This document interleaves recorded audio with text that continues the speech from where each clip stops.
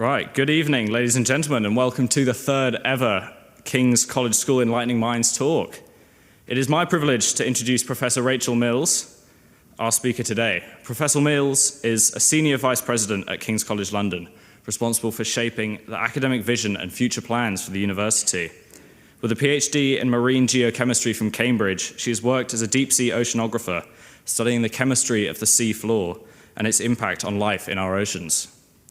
She has led multiple research expeditions using submersibles and remotely operated vehicles to reach remote, unexplored areas of the ocean, such as deep hydrothermal vents in the Cayman Troughs of the Caribbean and a range of sites along the Mid-Atlantic Ridge. Through her research, Professor Mills has changed our understanding on the formation of mineral deposits on our sea floors and the dispersion of chemicals across ocean basins, driving a multitude of biochemical processes. We welcome Professor Mills to talk tonight on how research is navigating the depths of our oceans, stimulating life through fertilizing plankton growth, visiting hydrothermal vents and deep volcanic ridges, and creating a more sustainable future. Please join me in welcoming Professor Mills to the stage.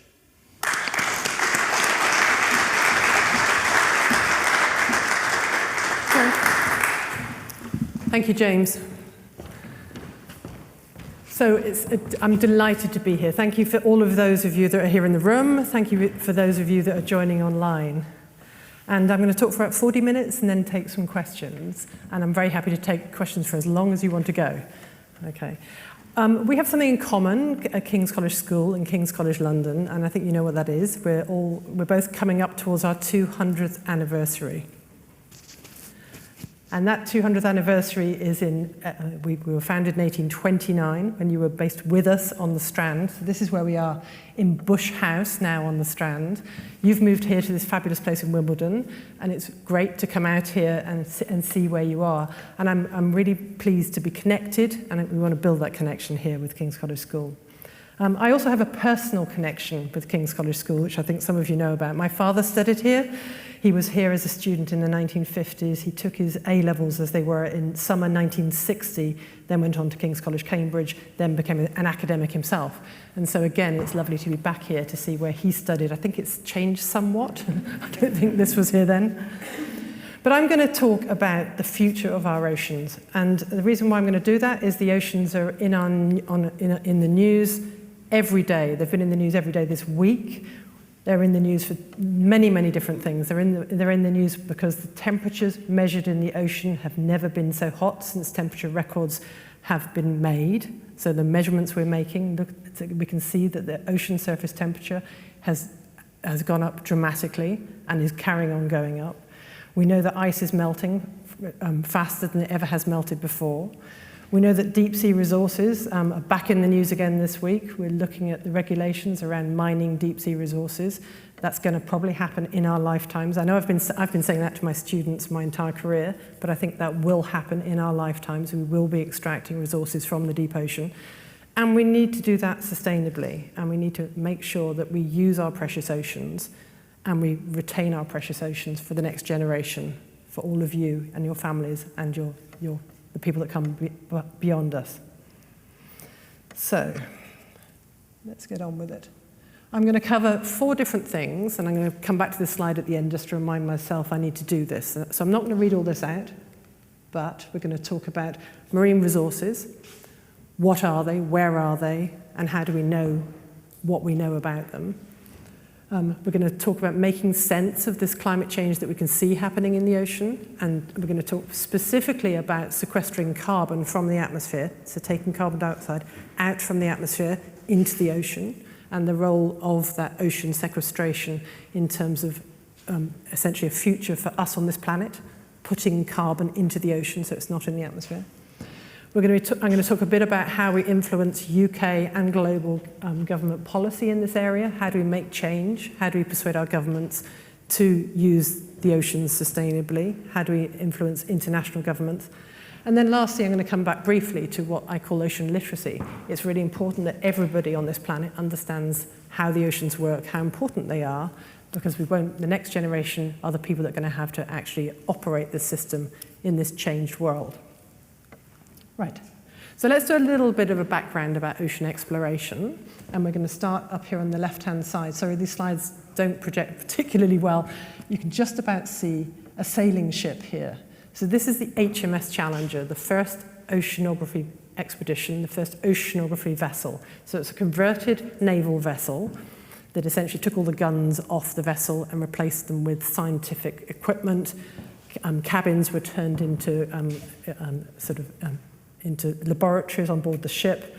Some of the personnel were replaced by scientists who operated during the expedition that actually was about 150 years ago, was the first oceanography expedition. 1872, they set sail from Portsmouth and spent 4 years at sea sampling the deep ocean. So oceanography is a relatively young discipline. It's just over 150 years old. And in lots of ways, we haven't actually changed the way we operate. We spend a lot of time on ships. Those ships now look like this. They're much more modern. They're not sailing vessels. But they essentially are ships where we take our scientists, we build laboratories on the ship, we spend months at sea, we go round the global oceans and we sample the deep ocean and we bring the samples back to land. So in lots of ways, oceanography has, over its 150 years, has moved from sailing vessels to diesel vessels and are now moving on to hydrogen-based fuels, but we're essentially using platforms from the surface of the ocean to sample the ocean. And I'm going to talk a bit about how do we sample inside the ocean, and again, the technology has moved like this. We've moved from little submarines, little mini submarines, what we call them submersibles, that hold 3 people and can go down, right down to the ocean depths, right down to the seafloor. And we've replaced those human-occupied vehicles with robots, with technology where they're remotely operated vehicles, they're tethered to the ship, and they're operated from the ship with consoles that look a bit like, like things you might see with NASA on the television. But essentially, the scientists are sitting on the ship, operating the robot on the seafloor. And lately, we've moved from robots that are tethered to autonomous underwater vehicles. These look a bit more like torpedoes. They're, again, pre-programmed to dive down into the deep ocean. They're covered in sensors. They have ways of sampling, bringing samples back. They can take video. They can measure the parameters in the ocean. So we've moved from human-occupied vehicles through to autonomous vehicles over my career, really. So this has happened from the 1990s through to the present day. And this will continue. These autonomous underwater vehicles are becoming cheaper, they're becoming smaller, they're becoming easier to deploy, they've got longer battery life, they can go out for months at a time, not days at a time. And so this is the future. So that's a sort of a quick whistle-stop tour across deep sea exploration. And I think the future is going to be really exciting. So those of you that are thinking about what you might do next, do think about a future in deep sea oceanography and exploration. I'm going to tell you a little bit about where I started my journey on this. So I was at university in the mid-1980s, and I was studying chemistry, a really important subject. It's a foundational subject that, understanding the chemistry of the ocean, I'm hopefully going to persuade you is a really important thing to do. But I came across this book, which was written in 1977, so it was already 10 years out of date. And it was written by a geologist that was describing what they'd just discovered on the deep sea floor. So they'd just discovered what this diagram on the left is trying to depict, which is an oasis of deep sea hot fluids bubbling out of the seafloor, surrounded by animals that had never been seen before, species of organisms that no one had ever described at 1, 2, 3 kilometers depth in the Pacific Ocean. And geologists stumbled across these sites on the seafloor in 1977, and this astounded the whole scientific community. People believed that these deep sea areas were barren, there was nothing particularly living down there, that if you went down there it was dark, it was cold, there weren't any nutrients, so the ecosystem was essentially pretty sparse. There were some deep sea fish, and that's about all you'd expect. But no, around the volcanic areas where there's enough hot rock, hot fluid, and a source of energy, we see these ecosystems forming that are unique, incredibly diverse, and that's what we've been studying since 1977. And I'll show you a bit about what we've found out since then in the next few slides.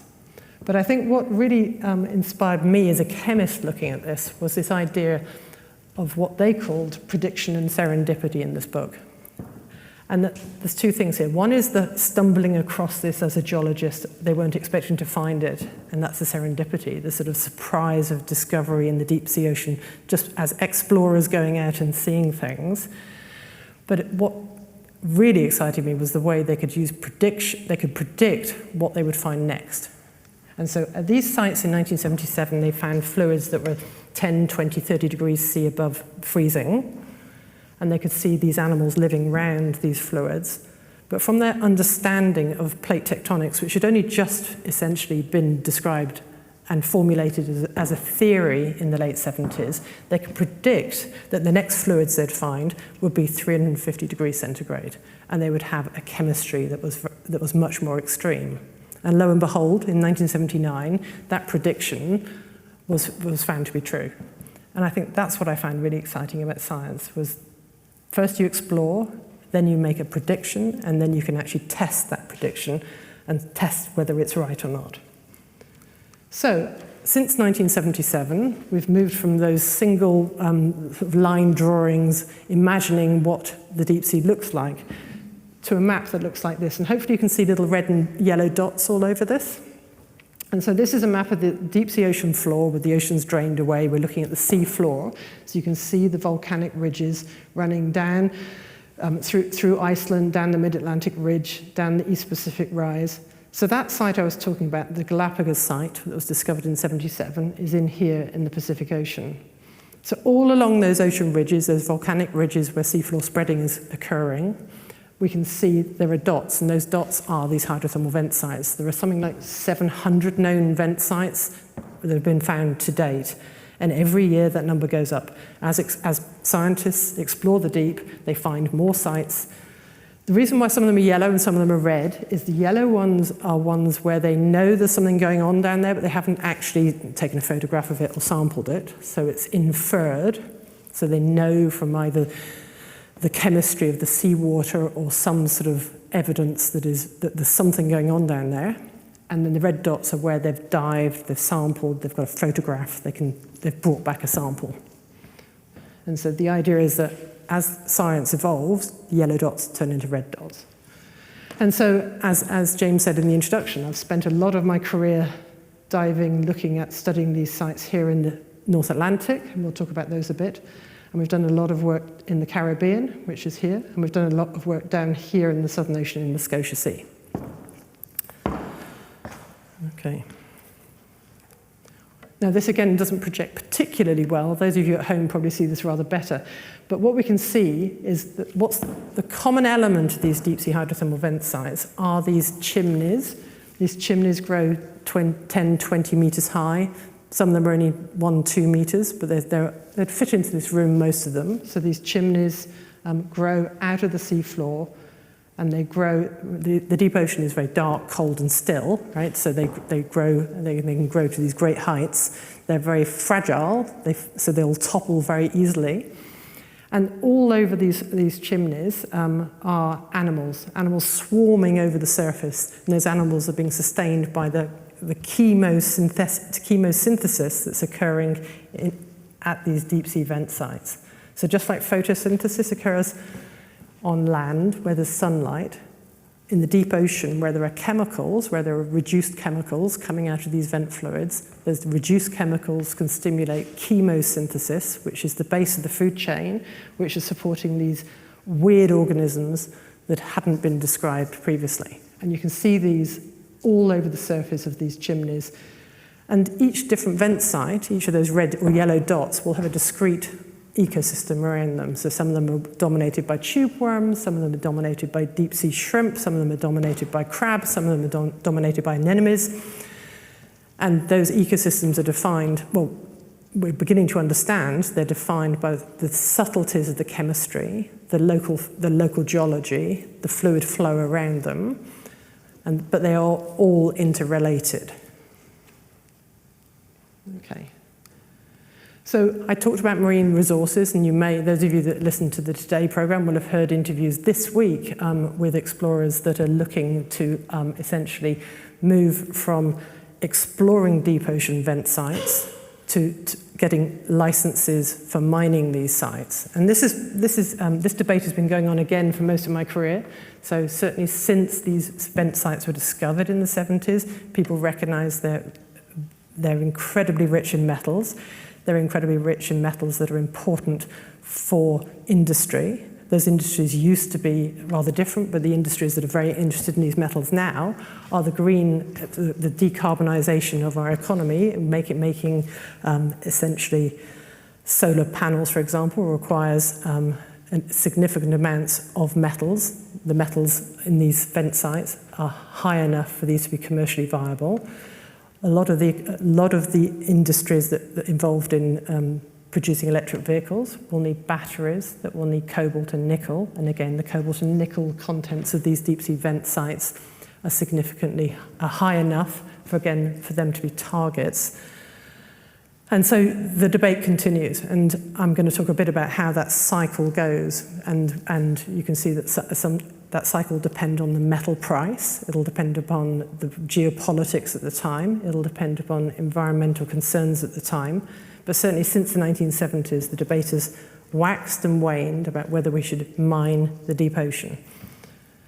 And so over the years, again, we've looked at this, and we as scientists, our contribution to this is to evaluate the nature of these deposits. And so we've described essentially what are these deposits made from, and we've tried to evaluate what would happen if we extracted them from the seafloor. What impact would that have on the ecosystems living around them?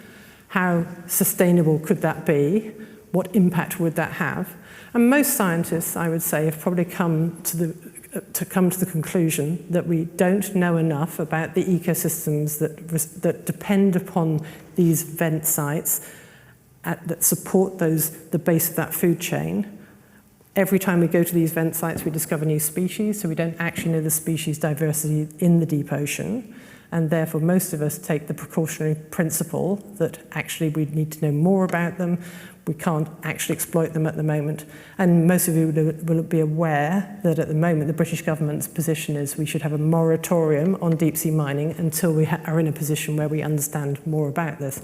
And that's a position that we as scientists have largely supported. Now you can hear my caveats all the way through here. Scientists never agree with each other. So there is a range of views in the community, but essentially most people in Britain would say moratorium is the right place at the moment. We don't know enough about these deep sea vent sites to start exploiting them. I'll come right back to that at the end of this talk. Not only are they metal rich, they also have really interesting genetic resources. I've talked about the weird biota, the things that hadn't been observed before, fauna that were new to science.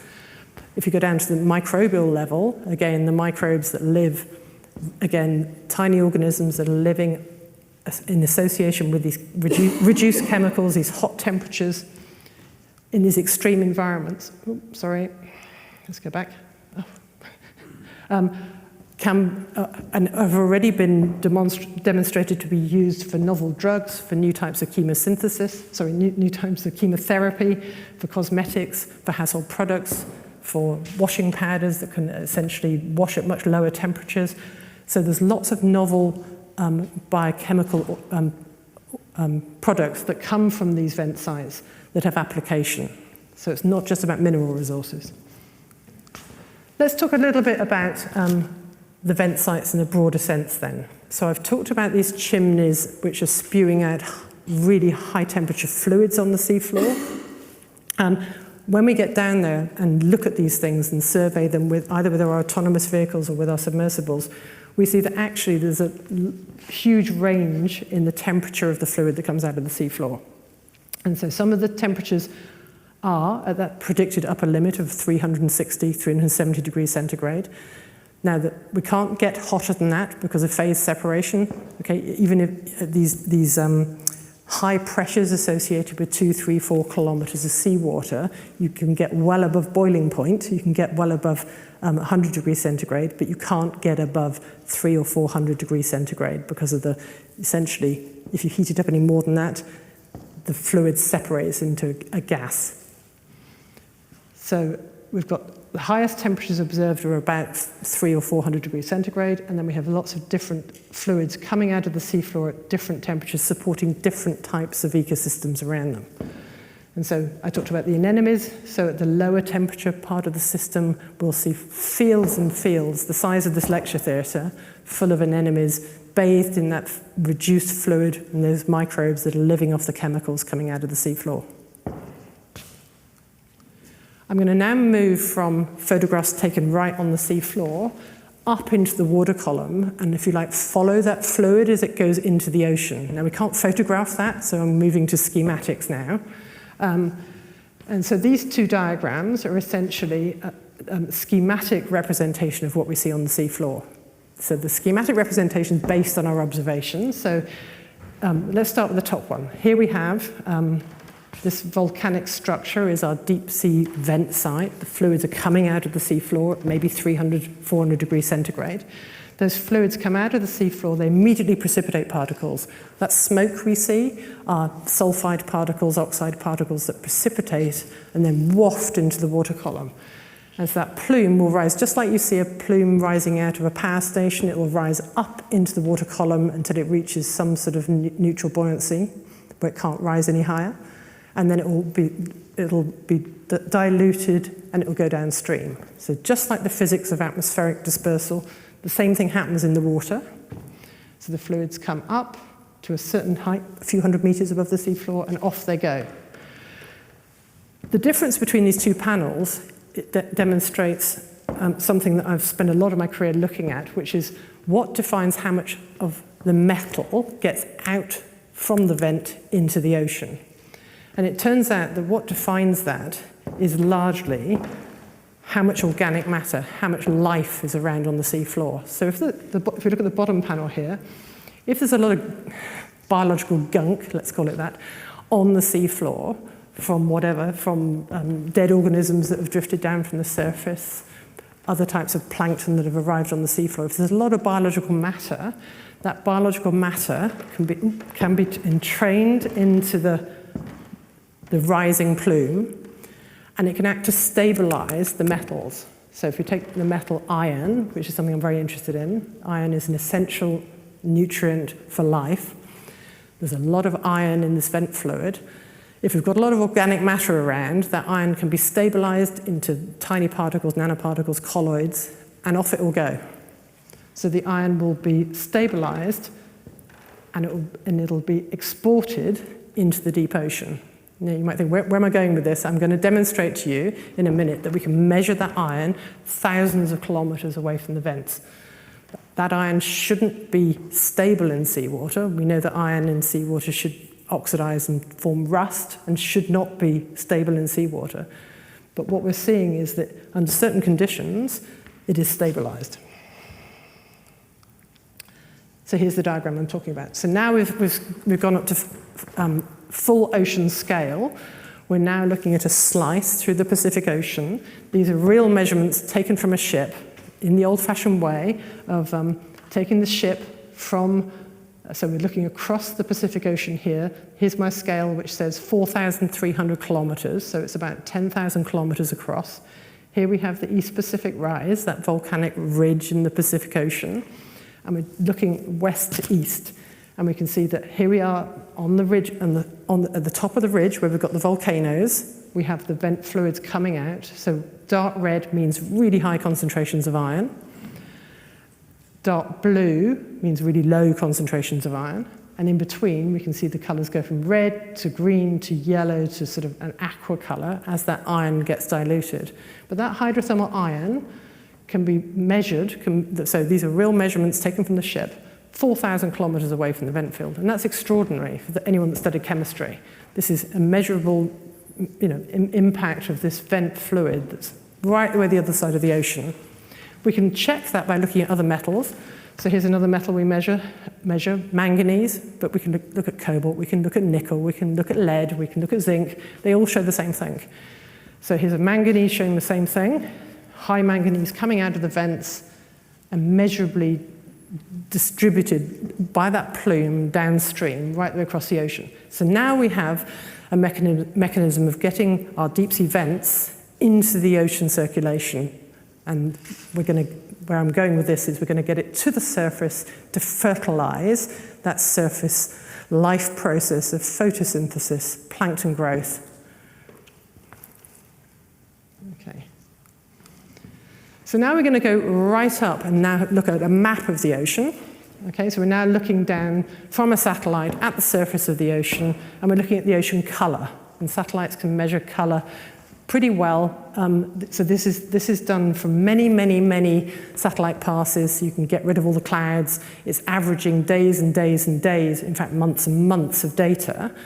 But with enough satellite passes, you can generate a map of the color of the surface of the ocean. The reason why I say color, I mean it's color in one very specific wavelength, but the color of the surface of the ocean tells us something about the plankton numbers that are present. So plankton essentially are like grass. They're full of chlorophyll. They photosynthesize. Chlorophyll's green. So if you look at the right part of the spectrum, the right part of the green spectrum, you can estimate what is the concentration of the chlorophyll or the plankton in the surface ocean. And that's what these maps are showing. So these maps are from, you can see that in the northern hemisphere in spring, so this is for the spring months, you can see lots of phytoplankton growing where there's sunlight. In the northern hemisphere, you can see great swathes of the ocean, the gyres, where nothing much is going on. They're like deserts. So whatever time of year you look at them, they're blue. There's very low amounts of chlorophyll, very low amounts of productivity. But where I'm going to go is down here in the Southern Ocean, and look at what's happening in the Southern Ocean. Remember, this is in spring, so it's dark down here. So down here in spring, in the Southern Ocean, it's pretty dark, or it's just light for very short amounts of time of the day. Okay. But again, we can see these chlorophyll blooms downstream from South America, and we can see sort of features all the way here around the Southern Ocean circumpolar current. So just let's just get your eye on here, and you can see that there are sort of all sorts of features in here, little eddies, little plumes, little things. And I've given you a clue here, I hope, with my point about things being downstream. So you can see these chlorophyll concentrations that are enriched, that are downstream from certain features. So let's zoom in and look at that in more detail. Okay, so this is a slightly different data set, but it's showing the same thing. So the top panel here, you can see the bottom of South America, the bottom of Africa, the bottom of Australia, just to get your eye in. And again, we're using the same colors. The red are the high concentrations of chlorophyll, the green are the lower concentrations, and there's a little bit of blue here. But we've now moved to the Southern Ocean spring. So we're now shining at the sunlight, plankton are growing, and we're looking at those plankton concentrations going up. And so we can see really high concentrations. There's our plume that seems to be coming off South America. We can see something coming off the western Antarctic Peninsula here. There's some red here just coming off Antarctica.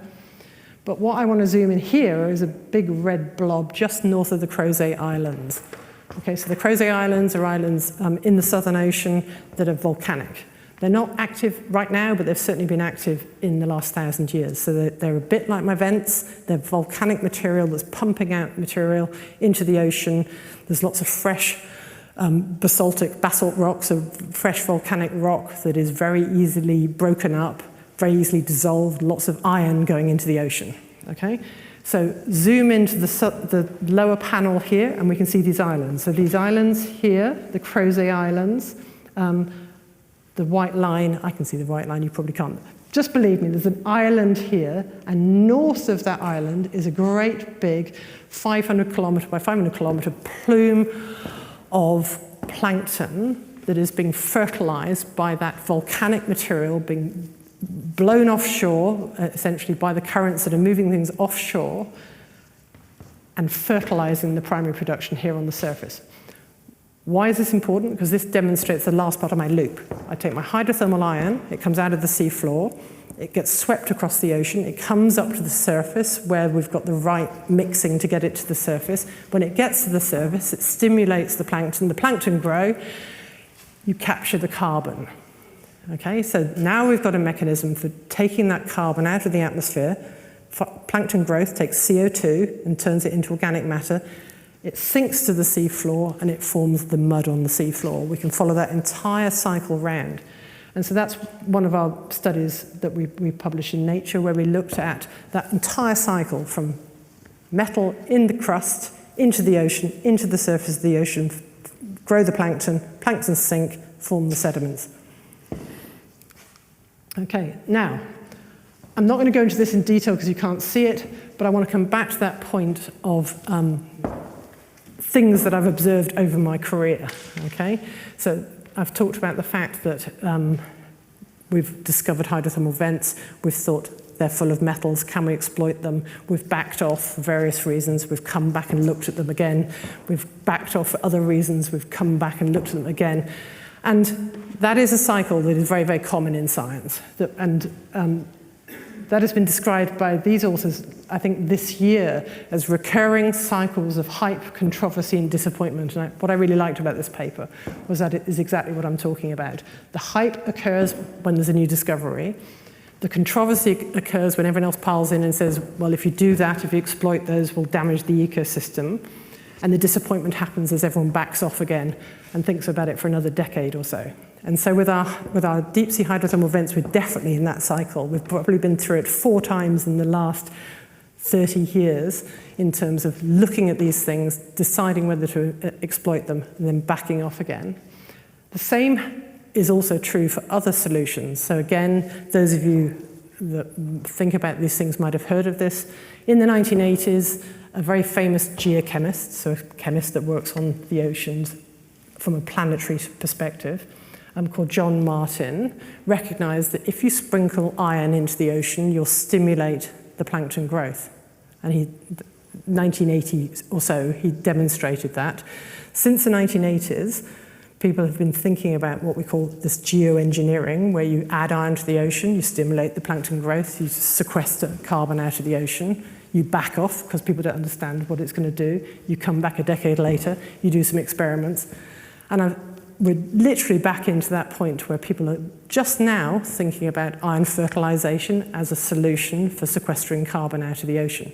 So I guess my message to you is things go in cycles, and those cycles are important for science, but sometimes you need to move beyond that.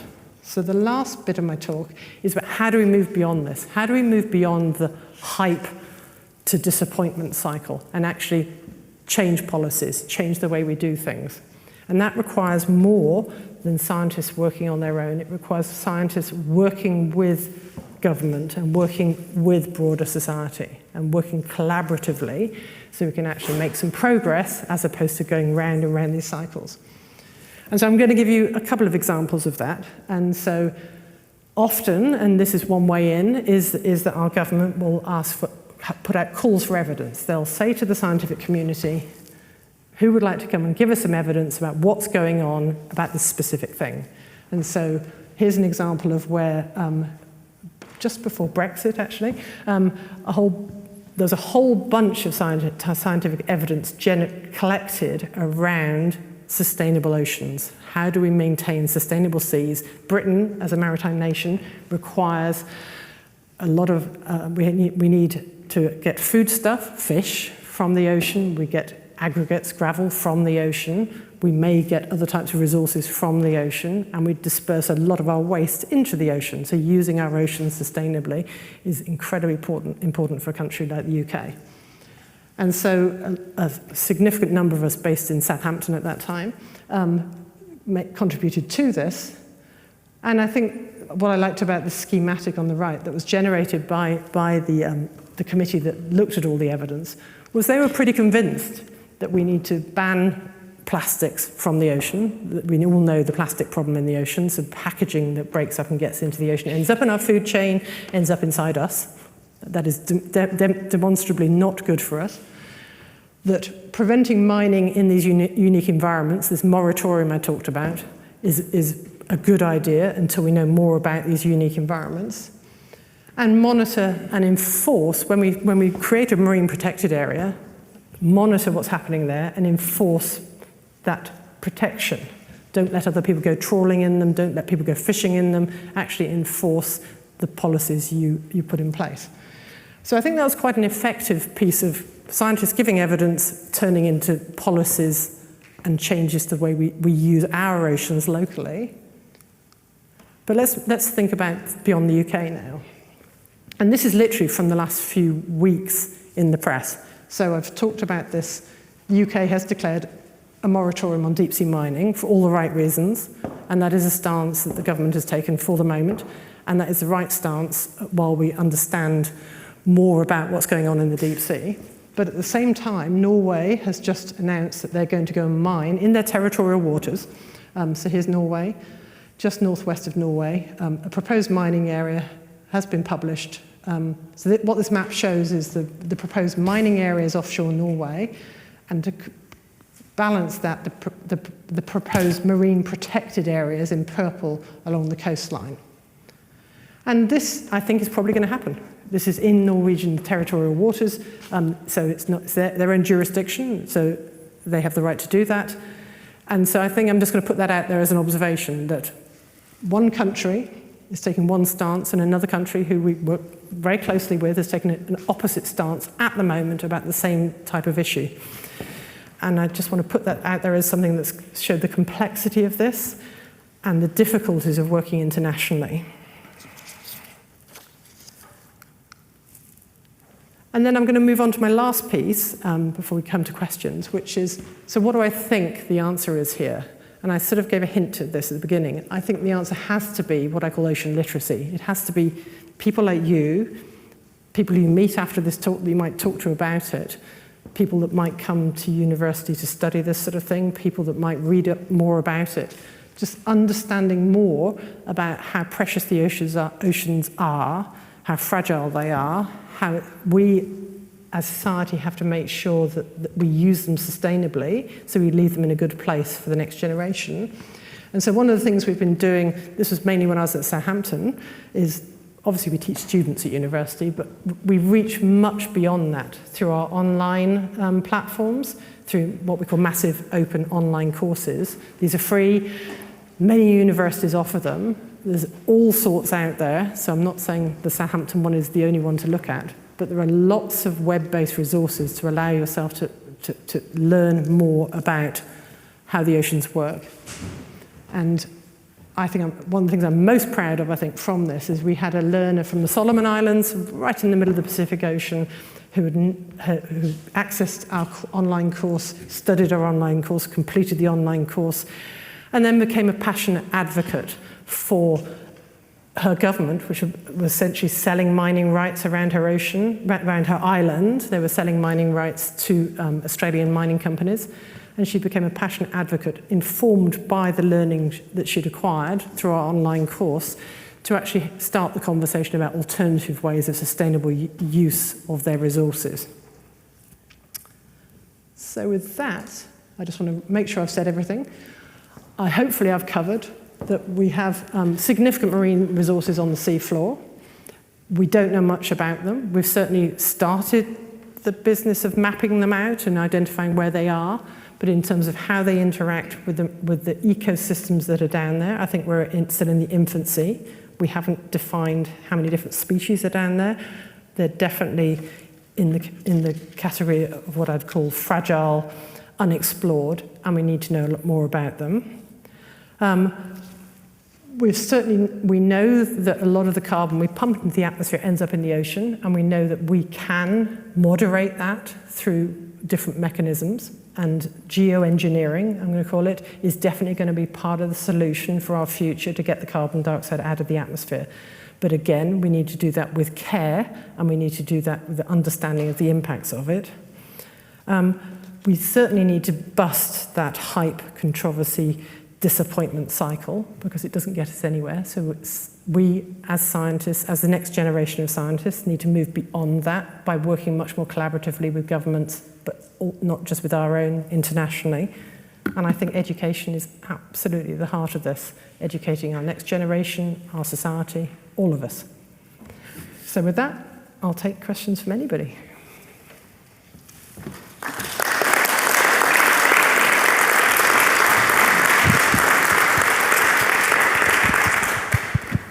First, I'd like to say thank you for your insightful, engaging talk on the future and sustainability of our oceans. I'd like to remind the online audience to use the hashtag KCS Enlightening Minds on X, formerly called Twitter, if you'd like to ask any questions. And Luke will be walking around with a roaming mic if anyone in person has any questions. But first, I'd like to jump in on a question of my own. I was wondering, what is the most remote place you've been to, and what did it teach you? Well, I think it has to be the bottom of the ocean. So early in my career, I got into one of those little submersibles and went to the bottom of the ocean. The deepest I've been inside a little submarine is 3,775 meters in the middle of the Atlantic. But there is something about being 3.5 kilometers below the surface with two other people. And in this case, it was two Russian engineers and pilots who didn't speak any English. And so we were down for 16 hours away from the surface. You're not tethered in any way. That feels pretty remote because it's sort of scary. I'm slightly claustrophobic, and you're a long way from home. So even though it's only 3.5 kilometers, I think it feels pretty damn remote.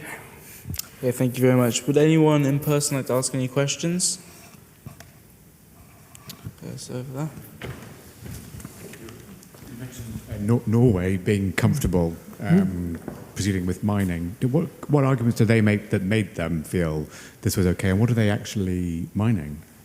Well, I think the argument goes like this, that if you're doing that, you're balancing off your need for the metals you require to decarbonize your economy. So if you want to build solar panels, or if you want to build, well, probably in Norway, it's not going to be solar panels, it's going to be electric cars. If you want batteries for your electric vehicles, you need phenomenal amounts of nickel, cobalt, copper. And if you want to scale up so that everybody has an electric car, you do need additional sources of metals.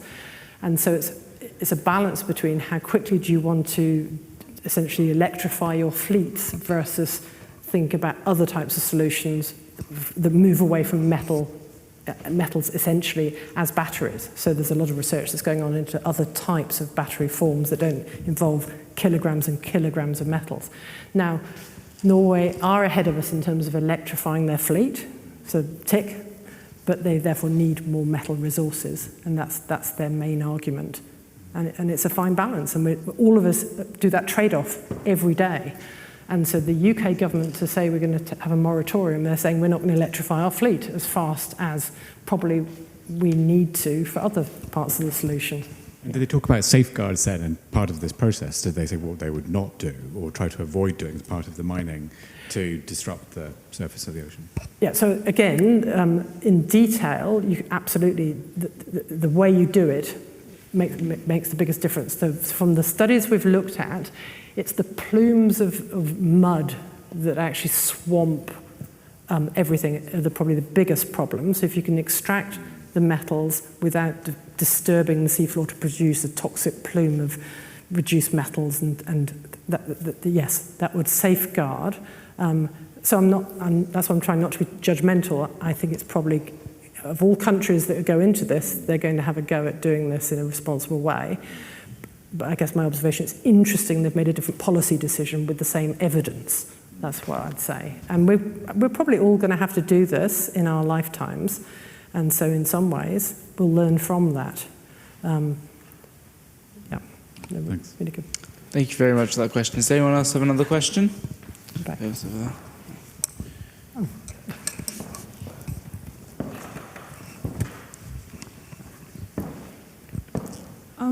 What are your opinions on the Japanese government releasing the nuclear wastewater into the sea?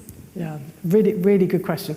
And again, I'm not close enough to know what the most recent data look like, but there is a view about releasing things into the sea, which is the solution to pollution is dilution. Yeah, the oceans are huge, and these, while what you release might be at a very high concentration or high activity for radioactive waste, it will get diluted downstream very, very quickly. So the argument will be that it can be diluted to below detection limits within,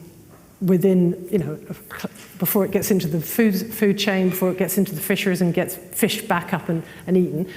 My views are, if you eat a lot of fish, which a lot of places like Japan have a lot of seafood, unless they're relying on aquaculture. But even aquaculture is often based in the oceanic environment. Then you're sort of polluting your farmland. You know, you're polluting your food source. So you've got to be pretty careful about making sure you disperse stuff here and farm stuff here, or disperse stuff here and fish stuff here.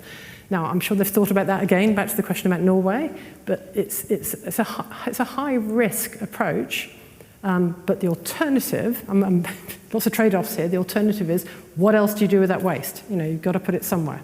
So it's complex, I guess is my answer, but I think it's got to be thought through very, very, very carefully, and a lot of scientists would say that it wasn't very sensible to put that level of radioactive waste directly into the ocean at that time.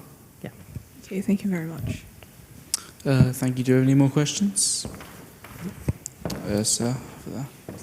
Yeah, I guess I had a question about building on the Norway decision of mining. Interestingly, this week they also gave a big export award to a business that takes krill from the southern Atlantic. Yes. First agriculture export award they've given for years. Norway clearly has a complicated approach to the oceans. Yeah. They always have. How do you feel governments need to interact with each other to start changing the behaviour of nation states? Yeah. In clearly what is a connected world? Well, we've definitely got to do it better, and in some ways we've got more of a voice being outside the European Union, because we used to have one voice as the European Union, so in some ways we've got more of a voice by having it, we can have a different voice, but in other ways perhaps we've got less bargaining power because we have a much smaller voice than being part of the European Union. So that's not meant to be a political statement, I'm just saying that is a statement. So that's one thing.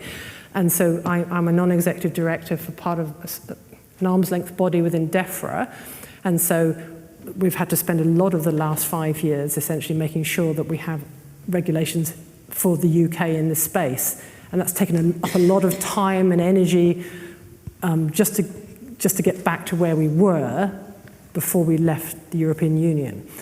So why did I go down that route? I think what I'm saying is we've got to create the headspace to actually have proper negotiations, not to be pushing bits of paper around bureaucracy inside our countries. And I think we spend an awful lot of time with the bureaucracy of setting fishing quotas or making decisions about short-term environmental issues, and we need to actually make the time and space to have those negotiations about the long-term impact of our policy decisions. And I don't see that happening. I don't see, very rarely do we have that sort of like decade-long assessment of what's going to happen. And we need to do more of that. So that's not really an answer, apart from I can see the problem, and we all need to work towards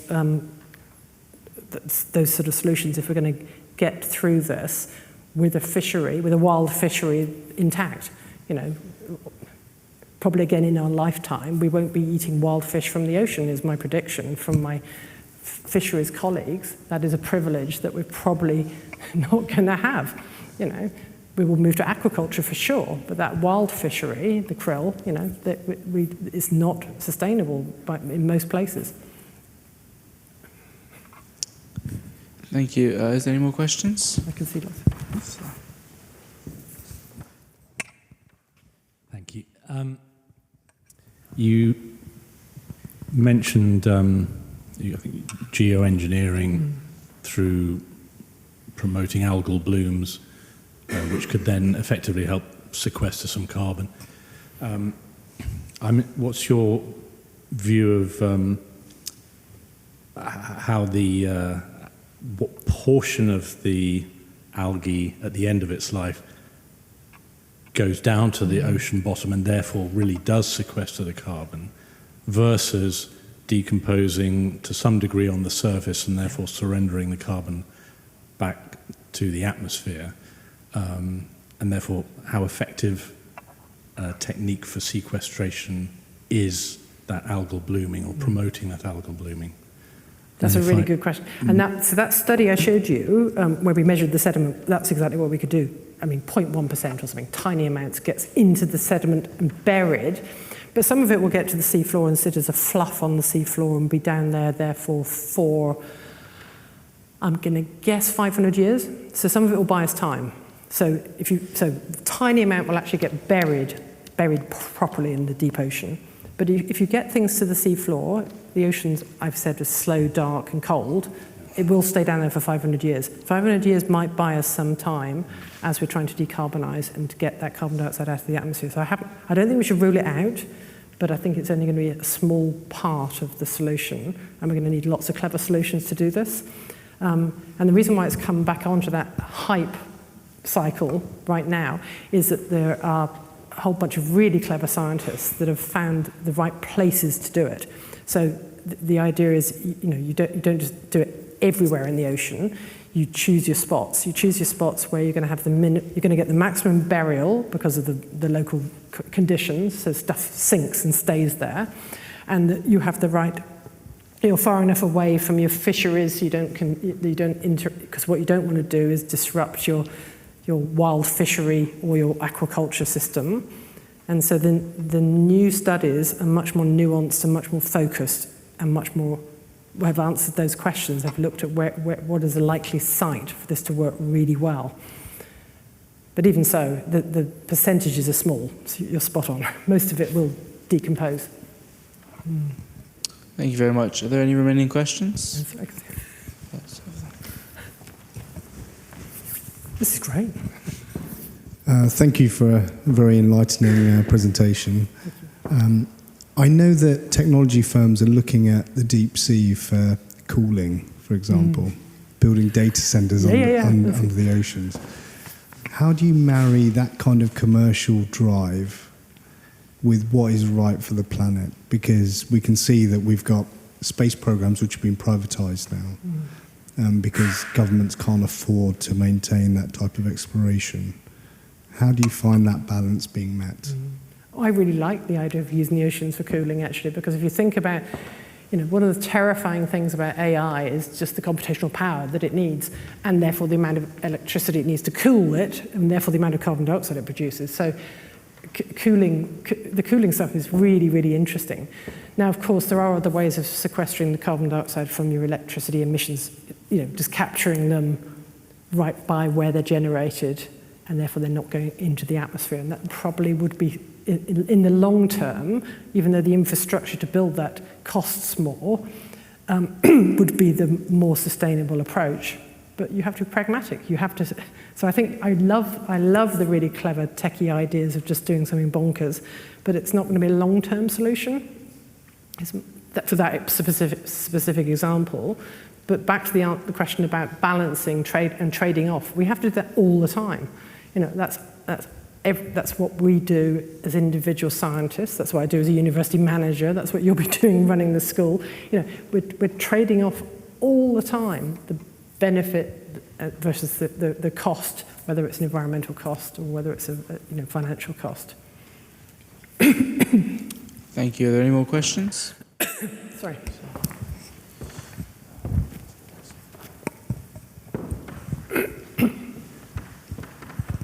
Thank you very much for a really great talk this evening.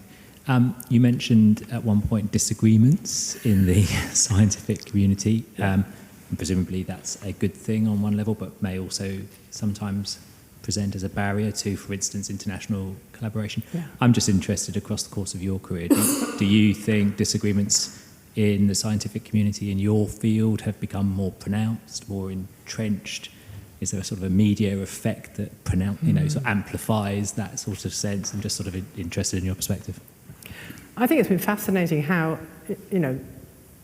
10 years ago, 15 years ago, and if I'd come and given this talk and said, I've talked about climate change, as we all know it's happening. So, that was not acknowledged or accepted 15 years ago. So we've moved a long way. We've moved a huge distance. I mean, maybe not everyone in the room agrees with me on that, but I am right. That's a move. Do you remember when the BBC used to put up climate change deniers against every environmental scientist in a balanced way? I mean, that nonsense has stopped. Can I say that? But there are lots of other things that scientists disagree about, and disagreement is absolutely at the heart of science. It's about having challenging opinions. It's about challenging the status quo. It's about standing on the shoulders of giants and seeing further. It's about all of that.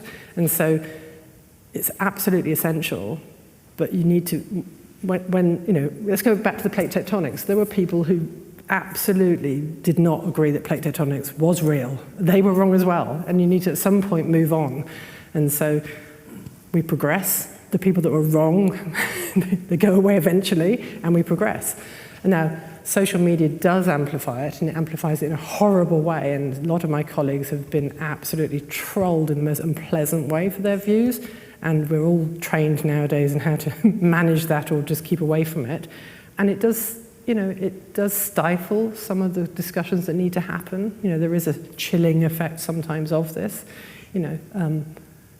but I think that's what universities are for. That's what great schools are for. They're about providing that space for people with different views to come together and challenge each other in a respectful way and moving on. I guess we need to know when to move on. When is this debate? I'll come back to climate change. When did we decide that actually that debate that's not up for debate anymore? And I don't know when the moment was, but it certainly happened. Thank you. Thank you very much. Are there any more remaining questions? I think we have an online question. Thank you, Professor Mills. Could you describe briefly the journey from the surface down to 5,000 metres, which terrifies me personally, what it feels like and the different layers that you go through to get to that point, and how it feels when you're about to, descend upon the depths of the sea? Yes, in a submarine. So the first thing is they're 2 meters diameter, a titanium sphere. Certainly the ones I went in, none of this nonsense things that implode. So 2 meters diameter is not very big. Little porthole at the top that you climb up a ladder and climb into. And as I said, I'm quite claustrophobic. I'm the sort of person that if I'm in a sauna, I have to be near the door because I don't like that. So that's unpleasant, but it's, I guess, that trade-off. I'm more excited about going to the bottom of the ocean and just getting, than ignoring the claustrophobia. They lock you in from outside. I didn't like that very much. They lower the submersible. It's usually we're in quite low latitudes. It's really hot, really, really hot. So it's 30 degrees or so. They lower you into the surface of the ocean, which has got a big swell. You know where this is going to go. And you're sitting on the surface, bobbing about in a sphere, in a 3 or 4 meter swell. You feel quite ill. It's really unpleasant. So 30 degrees, you're feeling sick, you've got claustrophobia, right? I'm selling it, aren't I? They then finally say you're ready to go, and off you go. And it's just such a relief because the motion stops. It cools down very quickly because it's a metal sphere, so it conducts very quickly. Below the surface ocean, the ocean's about 2-3 degrees C. Once you get below the thermocline, so once you get below about 100 meters depth, it's about 3 degrees centigrade. You're now really cold, but it's stopped moving. So the descent is just fabulous. It's completely silent, obviously, and you go very quickly. By 500, 600, 700 meters, it's pitch black. And so pitch black, you're sinking at maybe a meter or two a second, and you can start to see the phosphorescence, all of those, the anglerfish, all of those deep sea organisms that use essentially different types of, they generate light in different ways. You start to, once you get your eyes in, you can start to see these, and as you go past them, you'll trigger their light sensors. So it's like firework displays going off as you go down, as different things of different sizes ping off their light signals. And occasionally you will see some sort of weird fish or squid go past, but there isn't much down there. It takes 3, 4, 5 hours to get to the bottom. You're in a tiny sphere with 2 men that you don't know, so it's sort of intimate. And you have a tiny porthole you can look out of, and so the pilots and the scientist observer have a porthole to look out of, and you spend a lot of time peering out into the dark looking for that extraordinary thing. And you're trying to preserve battery power, so you have everything powered down, so you don't have lights on, you have everything really, really dim. It gets really, really cold because it is, again, these things are stripped right back, so you have the minimum amount of weight in there, so there's no thermal insulation. You're wearing a lot of clothes, and you get to the sea floor, and if you're lucky, you've landed where you near the vent you're trying to get. If you're unlucky, you spend another few hours looking for it. So you're in sound control to the surface. You can talk and you can get instructions, which they've got more information than you have on the sea floor about which way to go.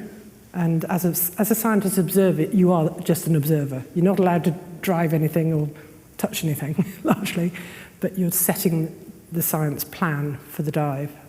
So the direction, the sampling, point the video there, collect that. So it's about delivering a science plan, and that's the really exciting bit. It's the best thing I've ever done. I don't say that to my family. It's the best thing I've ever done, apart from having my children. How do you navigate on the seafloor? Do you know where you are? Well, you know where you are if you've gone somewhere. So two ways. One is you put down some transponders. So there'll be acoustic transponders at the corners of the area that you want to be in, and you're pinging off those. So you can do some basic physics triangulation off the known transponder position. And then the ship knows where you are, because the ship knows where they are because of the satellites. So it's a complex, the ship knows where it is, the ship knows where we are, we know where the transponders are, we can work it out. Yes, it's again, over my career, we've become more and more accurate. So in the 1990s, we would land and spend an hour or two looking for things. Nowadays, we can actually have maps. We can see the chimney that we're looking for. So the precision of the maps we can make nowadays so much more better. So we can actually target specific features on the sea floor. How do these large organisms get down there? I mean, it sounds quite difficult for you to get down there. Well, they've evolved down there. I mean, I think that's, so they don't survive when we bring them up. So nobody's too squeamish. So if we bring up things from that depth, it's not that they've got, they just will not, their biological systems won't operate at surface pressure. So they'll live for a while, but, they don't do well. And therefore, our biological sampling has to be really respectful. We don't scrape everything up and bring it all back. We'll take what we need to determine the species, make the observations, understand its relation with the ecosystem, but nothing from that depth has survived on the surface. And they have evolved in situ. I mean, so I talked about the shrimp. They're related to shrimp that we eat, but they don't smell good because they're full of all those metal sulfides, so they're sulfurous, they've got really high metal concentration. But they're also blind because they don't need their eyes. They got rid of those because they were, I guess, biologically not optimal. They've developed sensors on their thorax, on their upper body, which we think are probably chemical sensing devices. They're sniffing out the sulfide, so they've evolved to have different ways of understanding their environment. So these organisms have been there long enough to evolve different traits that they're optimized for where they live, so that must be, you can calculate how many generations that takes, but it's, Do you have any more questions?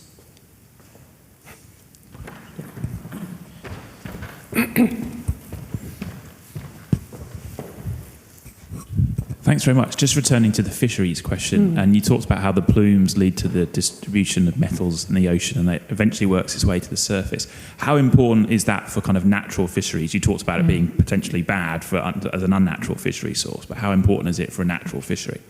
I think, again, what we're finding is much, much more important than we realized. So when I first went to university, if we just thought about the iron cycle, and those of you that have done geography might have learned this, that most of the iron gets in the ocean from the Saharan dust plume. That's what we were taught. It gets blown from Sahara into the surface ocean, it dissolves very, very slowly, and then down it goes. I think that's probably wrong. Most of the iron is coming from the bottom upwards. It's coming upwards in a way that wasn't thermodynamically expected, because it's stabilized by all that gunk, and it's coming from the bottom upwards. And so that shift has happened in our understanding. It's probably taken us 30 years to get there, but I think the current understanding is a significant amount of it. And we argue about this. So the Saharan dust people think that they're right. I don't think they're right. We've got our measurements demonstrate there's much more coming up from underneath. And on we go, back to that, how does science progress? And the reason why we've managed to make that progression is because we can now measure things at much more specifically at lower concentrations in different forms. We understand the difference between dissolved and colloidal and nanoparticulate. We've got a much more sophisticated understanding of what forms these species are in. And I'll probably be proved wrong in 20 years' time by some of you sitting here. So. Thank you. Do we have any more questions? I think that's it. Can we say one last thank you to Professor Mills for being here?